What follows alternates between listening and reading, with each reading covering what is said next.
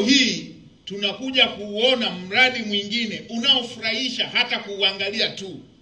Ni mradi wenye hadhi ya kiongozi anayejali mambo ya maendeleo. Mradi huu kwa nchi zingine ungetekelezwa mradi mmoja tu nchi nzima.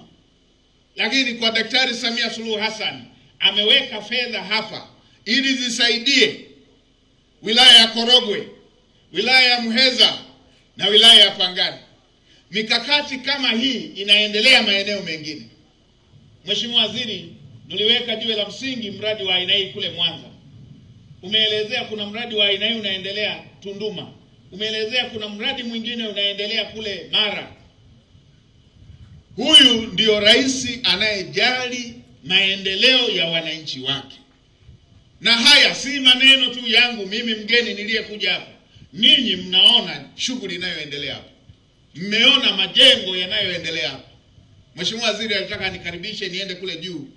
Nikasema nitapata kizunguzungu kingine cha helikopta. Mradi wenye hadhi ya viwango vya nchi inayoendelea. Nadhani pongezi hizi nisizitoe mimi tu, tusimame yote tumpe pongezi Mheshimiwa Rais kwa kujali maendeleo ya wananchi wake kwa kiwango hiki. Hili ni jambo jema. Hii si tu kutatua matatizo. Mradi wa aina hii unaipa heshima nchi kwamba ni nchi inayojali mambo ya maendeleo. Asanteni sana, tukae. Na Mheshimiwa Waziri, kwenye hili mimi nitoe maelekezo tu kwamba mtakapokamilisha mradi kama ambavyo imekuwa sera na maelekezo ya Mheshimiwa Rais, hakikisheni wananchi wanaozunguka hapa mradi na wenyewe wanapata maji.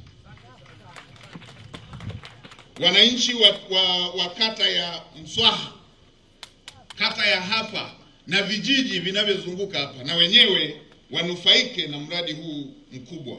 Huu ni mradi unaoipa heshima Korogwe. Ni mradi unaoipa heshima mkoa wa Tanga.